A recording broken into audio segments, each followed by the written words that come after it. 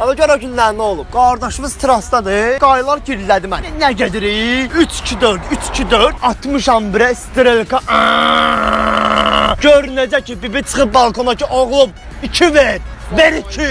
Oyan bu yan verdim özümü xırdalan yoluna. Qaylar da nə gəlir ala? 5 deyim, 10 deyim. Tüm bilə şəhər qaysı dalımdadır da. Gördüm ala ekologiya postunu bağlayıblar. Verdim sana saxladım. Deyirəm ara rəis qıraqçı deyiləndə indi efirə deyəcəklər ki mənəm də. Bir yerim ara açsadan belə səs gəlir. 299'u bırakın. Başım oyan bu yan bıraktılar mənə. Yavaş-yavaş getdim bizim üçün navranı şəllənməyə qədər. Sən neymişsən Allah? Qan eləyir də bu şəhər. Oldu bırak mən tərpəndim də. Altında tərpəni. Bu ikimiz için deyə bilər ki, Osturan yolu tövbə yoxdur. Yox, belə deyil. Gün səhərdə başla. Onu da başla. Osturaklar, maşın xoddaşma, ağzı neftinə, iki təkər. Yox, gəl nə?